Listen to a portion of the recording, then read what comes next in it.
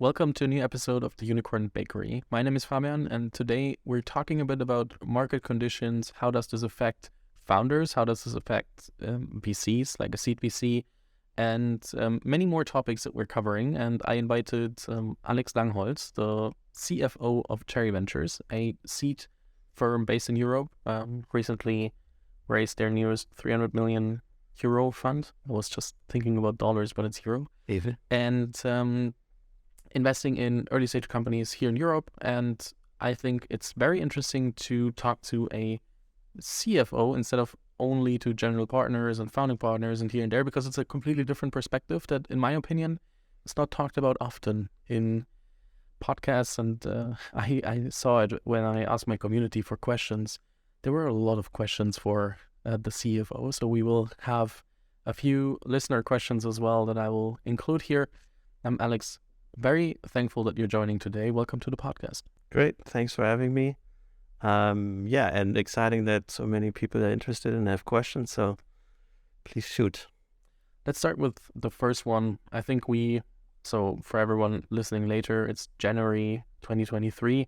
So we're currently in the middle of a market correction. It started mid 2022 and we're still experiencing ups and downs. Things are changing, but how does such a market correction affect a venture firm? Because I think we always often talk about how does this affect founders and startups, and we will come to that in a second.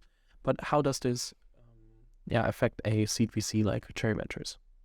Very relevant question because it, of course, affects us as well and how we work. I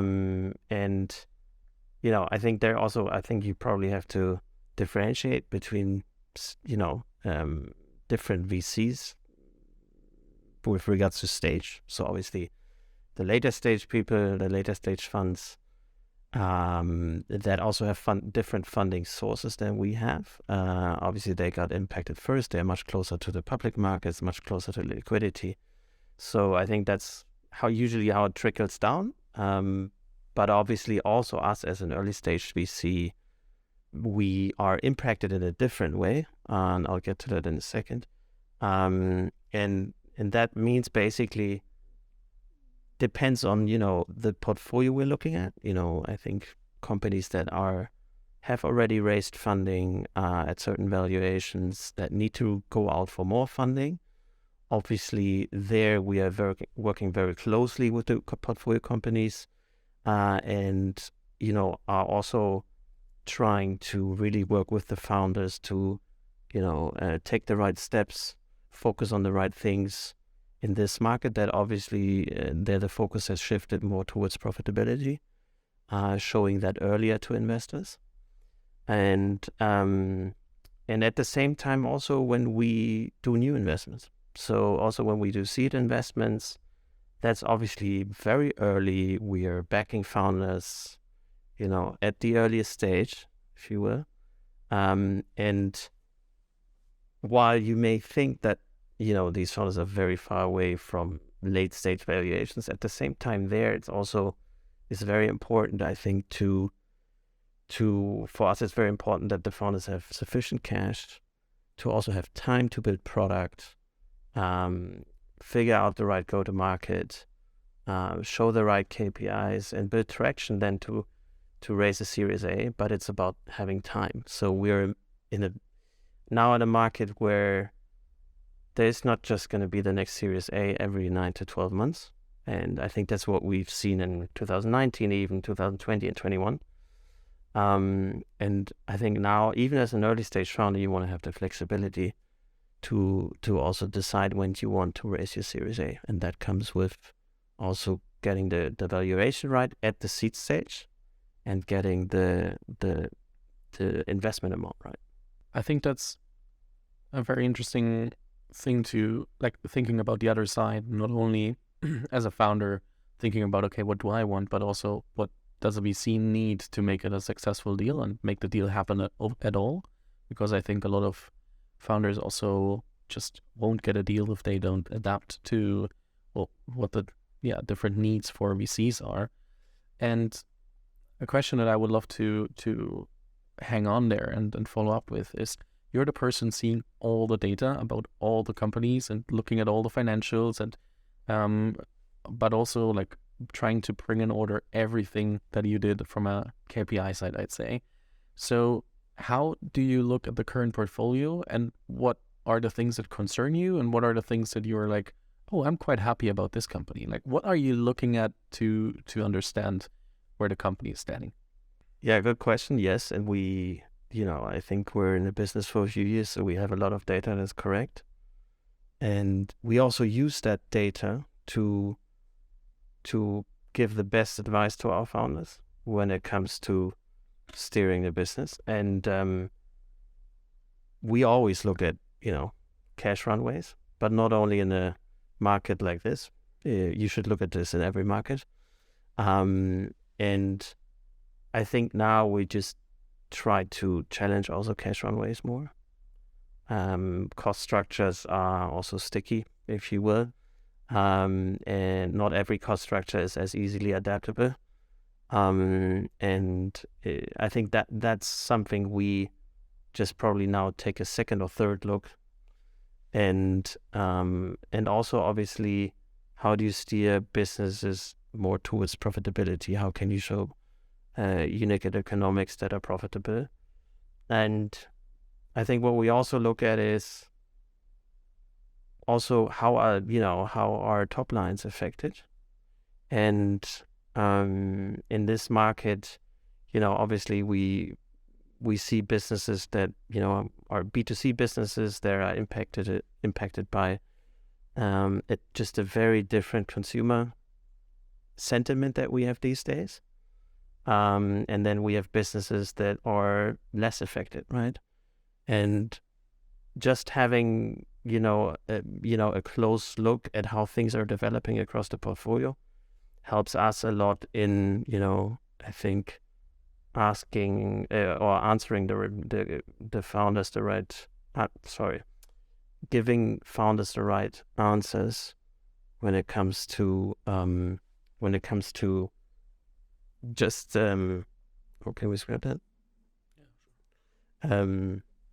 I just giving the right guiding principles to founders when it comes to looking at increasing marketing spend or not, in which areas is that maybe advisable, in which is it not, things like that. When you say you're looking at how the top line is affected, do you mean this for the whole portfolio? Do you mean this if you assess one company and so we look at every company. So look at this individually for every company. Individually for every company, we look at obviously a number of KPIs, but for us, obviously, to get a quick picture how things are going, you would typically look at top line, but you also look at margins even more now. So, and you look at cash runways. So you mentioned profitability, and during the last years, it was like, yeah, you don't have to be profitable that soon. Just grow, do everything. Yeah. Why is profitability now like coming back so much, and why is everyone talking about, yeah, we're still not really looking for it, but everybody behind the curtains is looking for it? Very relevant question. Why is that so different now than it was 24 months ago? And I think just very simple, basic answer to that is, if you are not profitable, you're burning cash. And in a market where there's a lot of money, and money's cheap, so to say, as we've seen it over the last, so to say, decade or more, then financing cash burn is also cheaper. And now we're in a market where I think money's got more expensive. Everybody knows this. It's all around the news. And there's just less money available to finance cash burn. And that's why people are also less willing to finance cash burn. And you just want to have, I think, you want to have a better sense of when profitability comes in, when a business makes money. And that comes at the cost of growth. So usually, you want to show profitability earlier, then you'll need to grow slower. And this is really the shift that we're seeing, right? People are less looking towards growth, but more towards, okay, you got your customers, You have product market fit, but now can you also make money with customers? And that's the one thing. But also, we are just further away now from businesses being able to IPO, going to the stock market, just further away from, I think, an exit environment that we had seen before. So also the time to finance businesses is longer. So it's longer and more expensive. I totally understand that, but I think what's interesting is in the minds of all the founders starting throughout the last years, we all teach them, hey, profitability is not as important. Please grow. We need unicorns or even decacorns to refinance our funds. And now it seems to contradict a bit.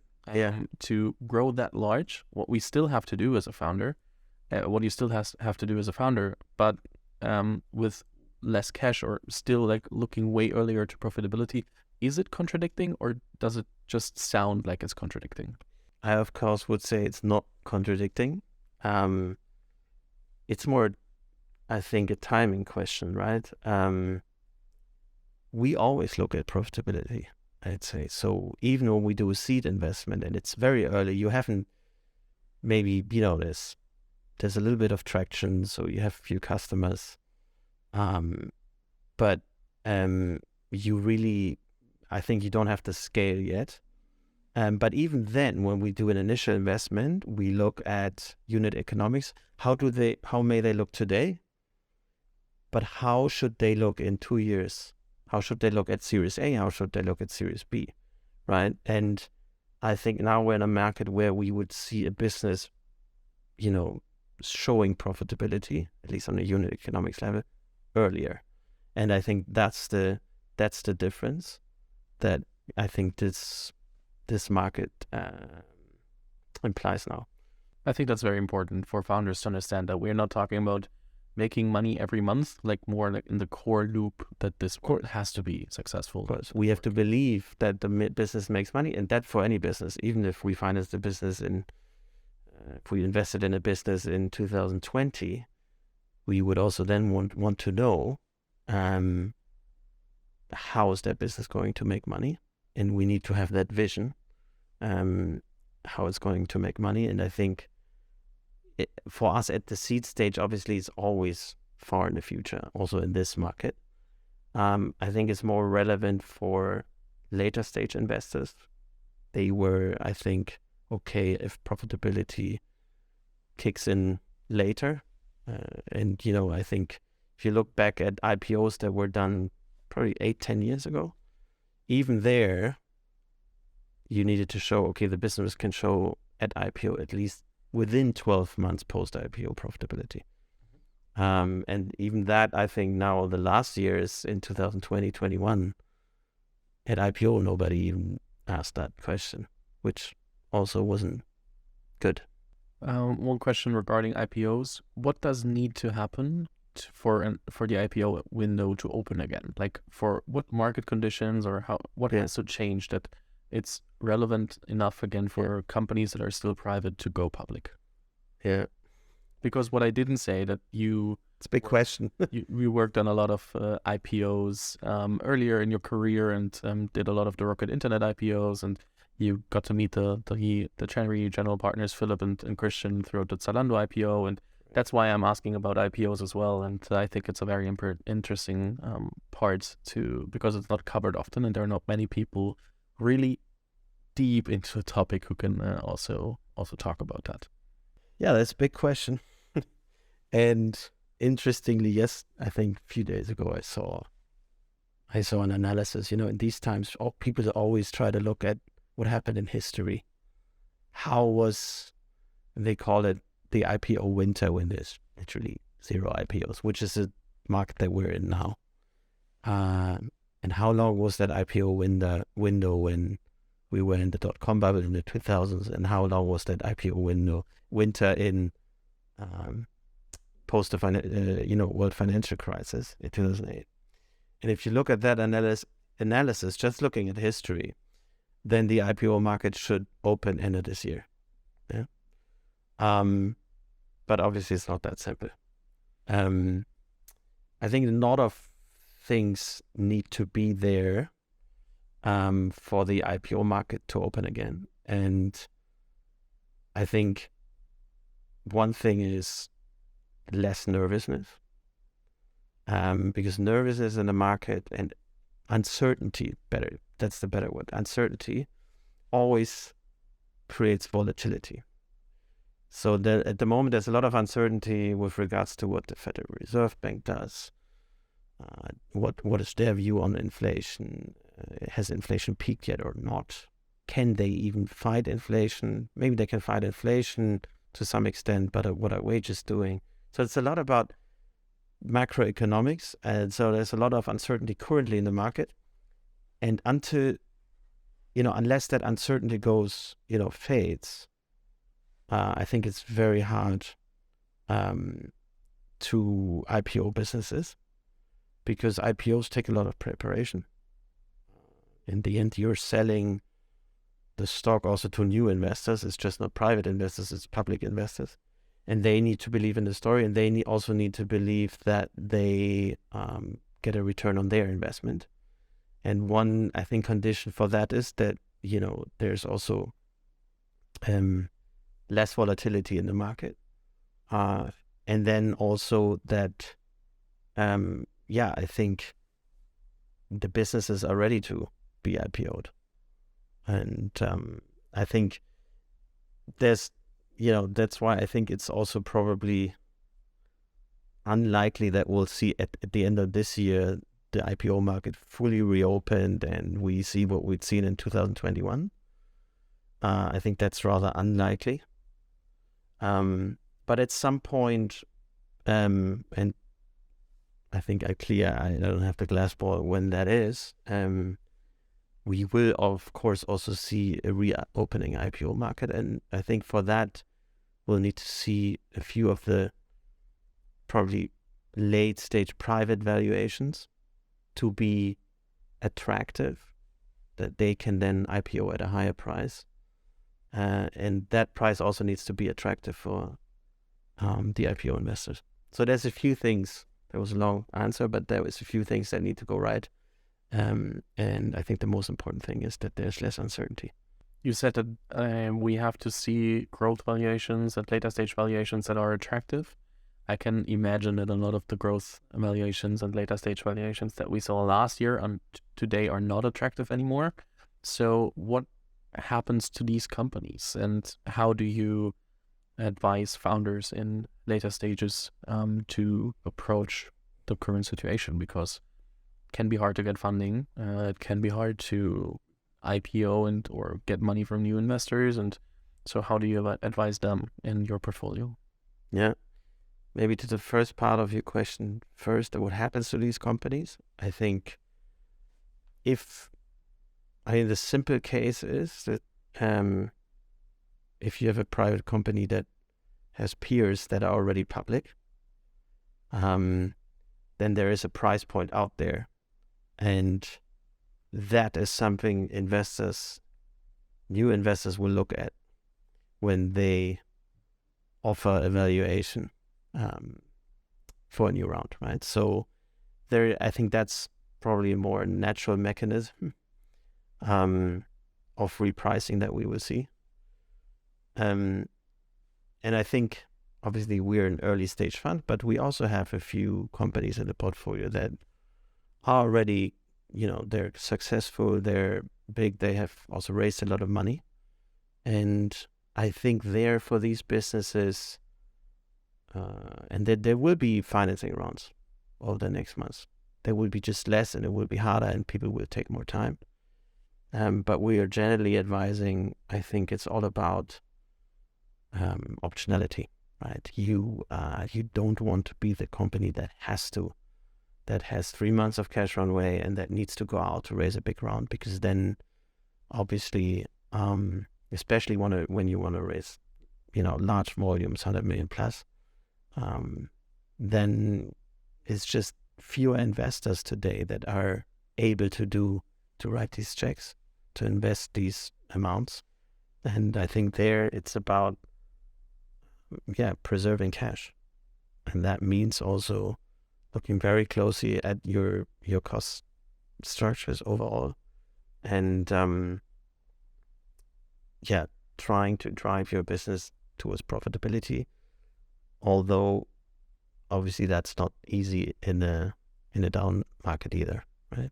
So, but it's really about going through this market correction, ideally, being able to just trying to be also less dependent on new money.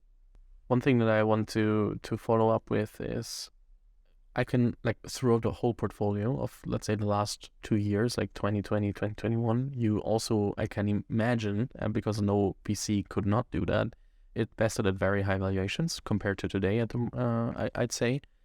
How do you approach it from like your communication is also with the limited partners, showing them, okay, they invested money in Cherry as a fund, and they want to see how you approach tough times as well. How do you communicate with them also about the portfolio that maybe looked amazing last year, and you're like, at the moment, okay, we just have to tell them what's happening currently and how we approach this with our portfolio? Yeah, I think it's a very relevant question, because this is exactly what we, I think, have been spending a lot of time on, especially I would say in Q4. And I think we, over the summer already last year, we also took, I think, the initiative not to turn a blind eye towards what's happening in later stage VC and in public markets. Because sometimes that's easy as an early stage VC to say, well, we're early stage.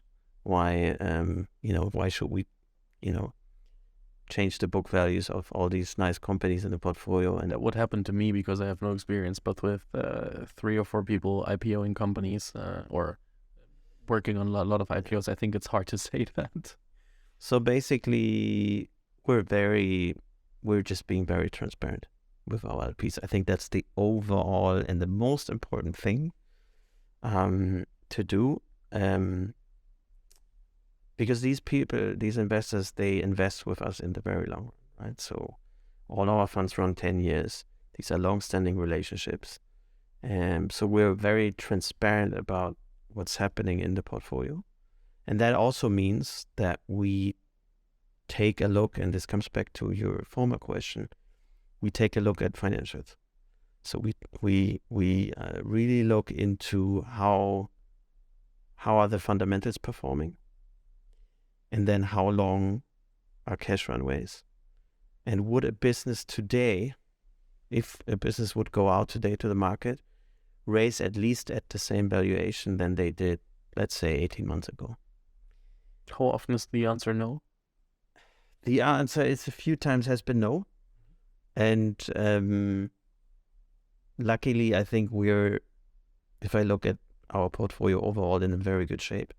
It's a lot of good companies, and overall, so far, has sailed very, I think, steadfast through this. And lots of our companies have a lot of cash because they have also taken action early. But yeah, that's really the question you need to ask yourself. If you would go out tomorrow to raise a new round, at what price would that be? Now, we don't have the glass ball, but if you look at KPIs, if you look at how much money you need to raise, especially if it's large amounts, then you can also quickly get a good feeling about is that possible or not. And if that if we believe that isn't possible, then we have also taken a fresh look at valuations, and that also, I think it's not about only communicating what you did to LPs, to our investors. It's even more importantly to communicate in a transparent way how you arrived there. So, and that comes to also, how do you value businesses that are private, where, traditional valuation methodologies that banks, for example, use, or investment banks use, or, other people don't really apply. So there's just I think very important to explain the methodology and your thinking behind arriving, for example, at an adjusted valuation. And that was also very well received. I think throughout, I would say, our whole LP universe. And I think that's what also matters. We are together in the end. Our LPs are our partners in this, and so are our founders. But just being transparent in what you do, and also consistent. Do you also tell the founders if you cut the valuation or reduce the paper valuation and communicate this to LPs? Do you also tell the founders? We have done that, yeah. But also, our the things that we report are obviously confidential, and so I think that is also part of a trusted relationship. What's the hard part about being a CFO at a VC firm? Because as I said, it's not often talked about. A lot of people don't even understand what a CFO does day by day. So we can cover that in a second. But what are the tough parts? Good question. I think prioritization. And I guess CFO roles differ quite a lot from fund to fund, I guess, also. Well, it's at least my experience over the last years, speaking to my peers. I guess the tough part is to, I think, juggle a lot of different things at the same time. And they range from fundraising, but, so communicating with our LPs, but also, I think, working with our companies. And, also, if you don't have the right answer for a founder, find someone who has the right answer. And that can range, I think, on the portfolio side from anything when it comes to financing, questions around what other forms of financing are there, how do I raise debt, how do I extend my cash runway, what's the best cash runway for me to have now, what are the best metrics now to look at, what KPIs should I show for my next financing round. So it can be quite, I think, diverse, but that's also, I guess, the fun part. So I've always enjoyed working with our companies and just, trying to solve questions maybe that is not out of the standard stuff. But and I would say, I guess most of CFOs also are quite involved in the operations of a fund. And there's always new things. So I think from the outside, it might look like, running a fund, there's a lot of recurring things. I guess that's to some extent true. But then again, I think, especially in a world where also, I think the VC investment business is also subject to more regulation, and rightly so. That also happens a lot behind the curtains, I think, is an important part of the job too. So making sure that we just comply with the latest regulations, right? And that really, I think, factors into everything we do, whether that's how we work with LP money, or which LPs we work with, or how we invest our money into the companies, how we do due diligence. All these kind of things are relevant also from that, I think, perspective. And it's something it's something important, but also part of the job. Yeah. Let's quickly talk about 2023. It's early in the year, so therefore we can still do a little market outlook. If you look when you look into the year, and is the glass half full or is it half empty? So what's your sentiment about the market? So you would probably think that every CFO says the glass is half empty, but since you're speaking to a CFO, I would say the glass is half full. And I think in terms of in terms of outlook, I think without doubt we're in a tough market, and it's also in a changing market, right? So we're in a very different reality now, in a just changing venture market. And that's also not going to be just, we're not going to find ourselves in the 2021 world in just 6 months' time. I think it's going to be tough for at least in the short-term future. So for the coming months in this year, it's going to be harder to raise bigger financing rounds, I think, because people are, again, there's uncertainty. There's also, I think, less investors, there's less money around. But at the same, and that's why it's hard to pinpoint when have we reached the bottom? Yeah, when, that's because I often get that question, when have we reached the bottom? How many more down rounds will we see in this market? And I think that goes back to, I think people taking a new look at valuations, also new investors, and I think we will continue to see that throughout this year.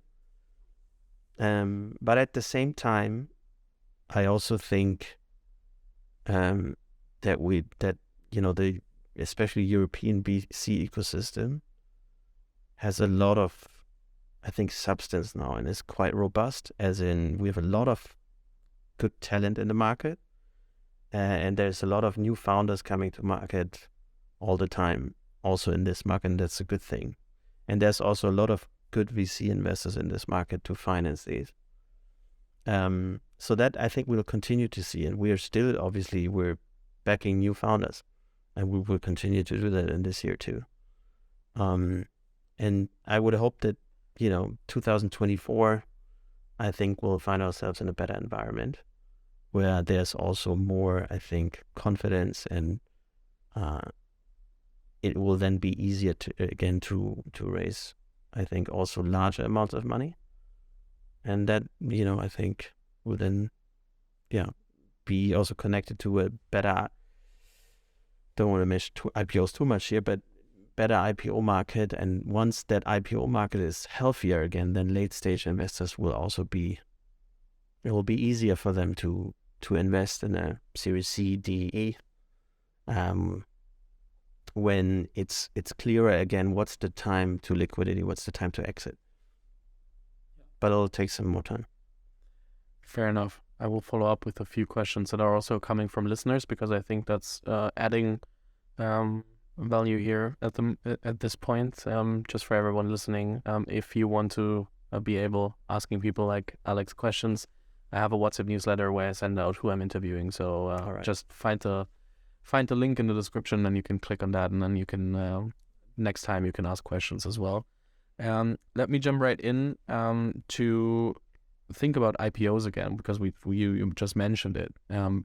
One question was, when is the right time to think about IPOing as a company? Like, what indicates that I'm at the current state of like thinking about, let's say, different financing options, but also exit scenarios, and one of the scenarios might be an IPO. When does this start? Because it definitely doesn't start in an early stage, but when is late enough? I guess an easy way, or a question, an answer that comes to mind is when a business is big enough. That's what most people will tell you, I guess. But what does big enough mean, right? But I think it's also important to go back, why IPO in the first place? Why do businesses do that? Other than maybe shareholders want to sell. Because also I think often that's, not clearly differentiated. When a business IPOs, that doesn't mean that the shareholders have sold, right? So I think IPOs are, if a business IPOs, you have stock that's available to trade, and it also means you can raise new money faster, right? So it's a way also to raise new capital. It makes you different as a private company. So it's a way of financing. And then obviously also a way for existing shareholders, for example, investors, VC funds, to sell their position, and also to do that, in a more seamless way. But when is the right time? I think we've seen examples in the past where companies that were too small, in my view, that IPO'd. That comes with I think that comes with a problem, and that's liquidity. So a business that is small and IPOs, let's say below 1 billion valuation, that would mean the IPO size that you're selling is probably 200-300 million, or you do even a capital increase 200-300 million. But then you are in the public market, you're dealing with investors that start investing 50 million plus, and then the stock becomes very illiquid, and that also creates a lot of I think sudden price moves that nobody wants. So illiquidity is something that the public market investors don't like, and that's also, I think, the key driver for a business needing to be big to IPO, because you want a lot of free float, you want a lot of liquidity, and so it from a valuation point of view, you only want to IPO when the business is also worth already a couple of billions, so that the actual, I think, float size on the market is big enough. And I think doing that too early, because IPOs are often viewed as that's the ultimate goal to reach. It doesn't have to be, by the way, because there also comes a lot of things with being on the public market. When it comes to governance reporting, you're just less flexible in what you do as a founder, so it doesn't always have to be that. But yeah, it's definitely dangerous to do that too early. I think that's important to say. And then also, what I think another question might be to put in there is, we see companies from Germany going public in different countries, and Right. like when I think about an IPO, just because if we're talking about it, I think to having like a bit context questions is very interesting for a lot of people out there who might need this in the future or might not need it. Yeah. Want to know, where do I go public? Do I go public in Germany? Do I go public in the US? Like, how do I determine where to go public?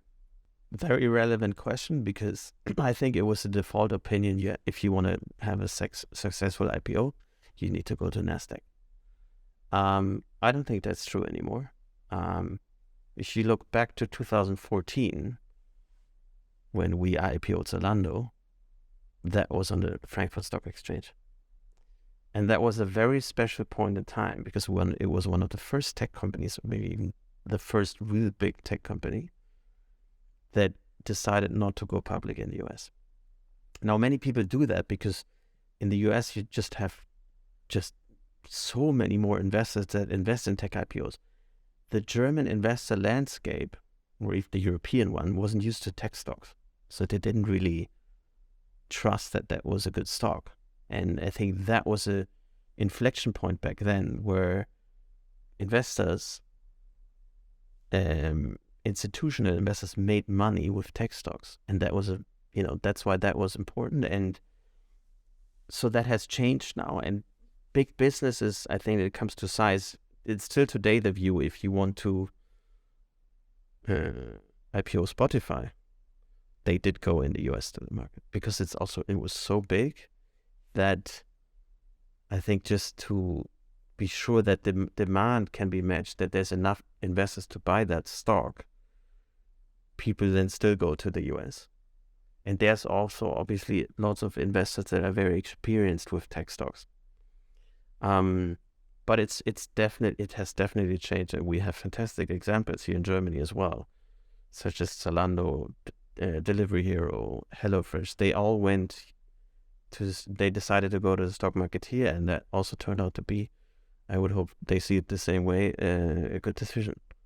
Besides the investor landscape, are there any other compromises that I need to do because when I'm going public in Frankfurt instead of at Nasdaq? I think it really depends on your business. Where do your customers sit? And I think in terms of a business where your customers are solely in Europe, why not go public in Europe? If your customers are global, you may decide differently. But other than that, we have very much functioning stock markets in Europe, and the process to IPO, if you were, I think if this was your question, yes, you have to. Yeah, I think you have to go through the regulator to approve certain things. You have to do that with the SEC in the States too. I guess the market to do that there is still, if you compare the two, I mean, I haven't done it for a few years now, but if you compare the two, it's probably still a little, I would say, in brackets, easier in the US than here. But I think we have definitely here in Europe progressed in terms of streamlining processes, etc. I think that's it for IPOs at least. I will just move on to a different question. I think for a lot of founders, and I saw this question once or twice, at least in the few messages that I got, is when do I hire a CFO? And do I have to have a full-time CFO? Is it okay to work with an interim CFO? Like, when is the right time for my company to think about a CFO? Also a good question, because we often get that question. And looking at, all the past years, I would start answering this with, don't do it too late. And we often see that people do it too late. And maybe you don't need a very seasoned 10-year experienced CFO when you're a seed startup. But what you do need is someone looking after your finances. And especially in this market, you want to be able to really have a very good view on how much cash runway you have. And that comes also with having a very good view on your numbers. So just having someone that looks after this and has the is responsibility for this and also is then accountable, I think that's important. That doesn't mean that you need a CFO from day one, but you need someone, I think, looking after this. And then if you're a founder, you also have so many things to do in the beginning. You need to hire the right people. You probably need to do sales. You need to find customers. You need to listen to your customers to build the product. So it's just one, less pain point. And I think also the earlier you get your finance set up right, the better. Because when, companies grow mega fast, that's often something that happens later. And then the setup grows later, and that can then also obviously result in often issues down the line, which can be avoided. And we often see obviously that founders want to do everything at the same time. And my answer is it depends.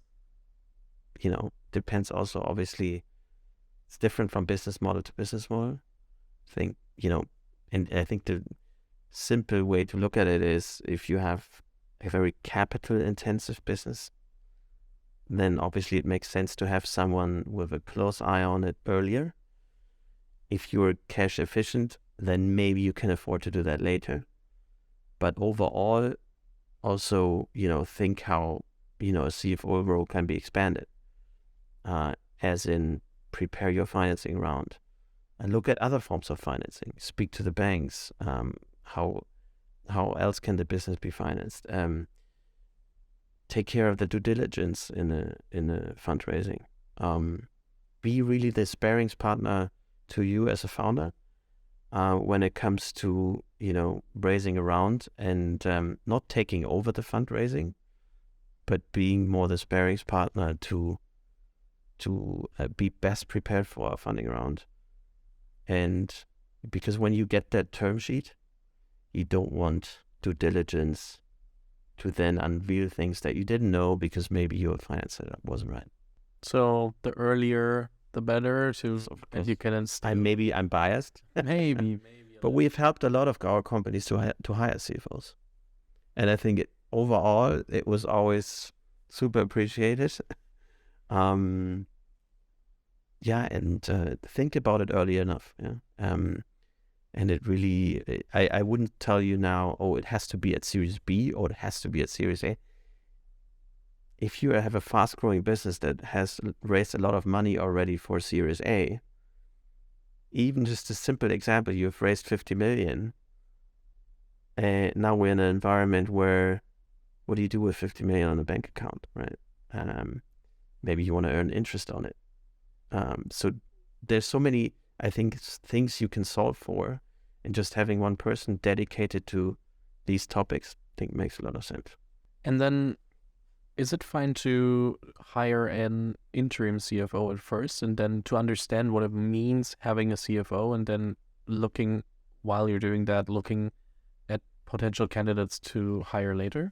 We have seen that, and I wouldn't say there was an instance where that didn't help, because it's always better to have someone at least interim there than not having anybody at all. It's just a helping hand more that comes with experience, right? So, and expertise, so why not? Overall, of course, but that's not only true for the CFO job. Some kind of continuity obviously helps, but if that's your step to getting there, why not? And maybe also have an interim CFO that then hires the full-time CFO for you, right? And has maybe a better view of who to hire there, and help you hire that person. I think I would definitely say I'd rather do that than wait longer. And maybe the interim CFO loves it so much that it becomes your full-time CFO.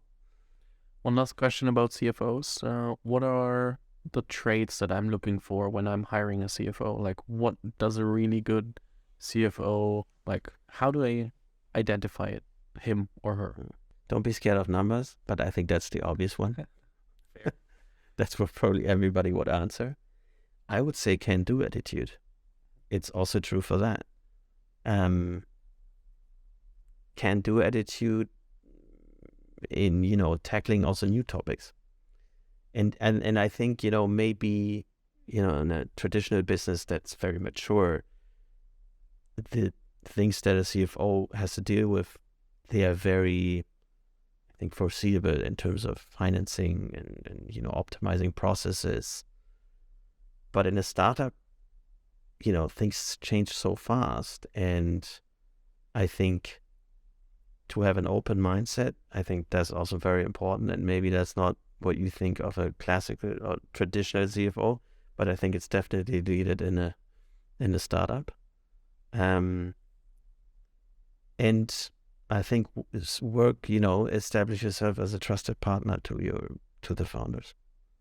Like, be the backbone for things that also maybe are uncomfortable, when it's like, hey, cash runway our cash isn't actually as long as we thought it is, and try to provide, I think, guidance when it comes to, how does increasing your marketing spend, what kind of impact does that have on your burn? Just being very, I think, active on this, and then also be open-minded. And to finish up the episode, but also come back to the first topic that we had, thinking about how this all affects, we talked at the beginning about sees more and then eased in it to founders.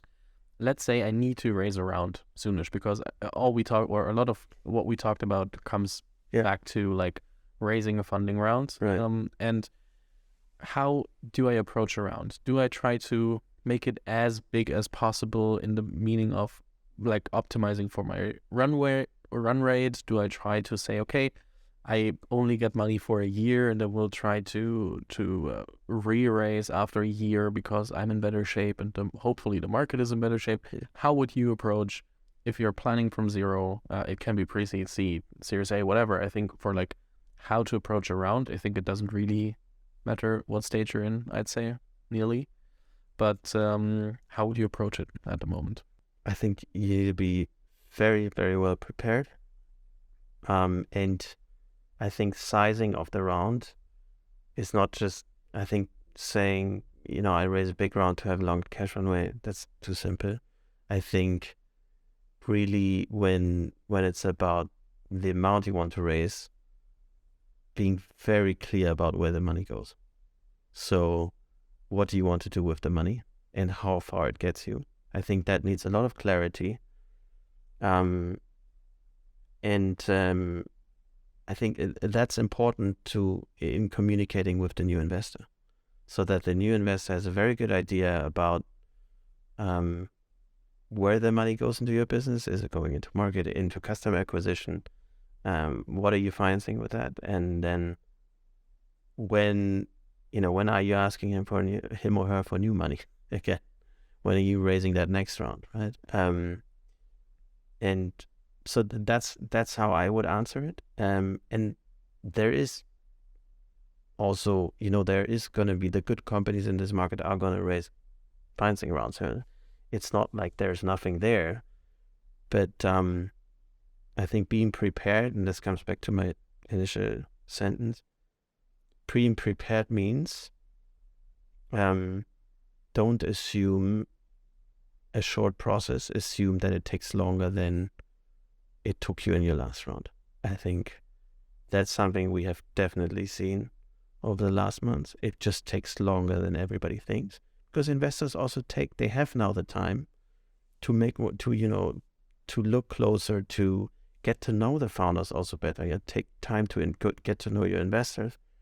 And it's also, that's not necessarily a bad thing, right? So I think timing and taking the time, having enough time to prepare is the most important thing. And for example, what preparation means, I saw a recent example from a friend of mine who was doing a seed plus or seed extension, whatever you want to call it. Right. And he had financial models, but also growth models that showed, okay, the difference between raising when my cash run rate ends, like let's say in a year, raising today, raising a larger Series A without raising today, and like really modeled it. And because of the data that he had from all the funnels and acquisition processes, he could show that he will, if the data stays the same, he will triple the outcome because of now taking in cash. And this means being prepared, knowing your numbers, knowing what's happening, and also showing it. Because if you can show me why I should invest today instead of in a year, and wait until you don't have cash anymore because you might be further ahead, if you can show me that this makes such a difference, then I'm of course interested in investing. And it looks like the term sheets that he got are quite interesting, when I cannot spoiler anything, but that definitely worked to attract the VCs and also talk to them about making things happen in an environment where everybody's like, So that's what it means to be prepared. 100% agree. Yeah, very good. Alex, thank you so much for taking the time. It's been an absolute pleasure. I will link your LinkedIn if some people want to follow you or shoot some questions about being a CFO. And then also I'll link definitely to Cherry Ventures. So please check them out if you think you want to raise pre-seed or seed financing rounds. Then they're definitely a very good fund to go to. I'd say thank you from my perspective, and we'll hand over for the last words to you. Yeah, thanks very much for having me. It was fun. Also, I think we spoke about the whole range, early stage to late stage to IPO. So yeah, very cool experience. Thank you very much.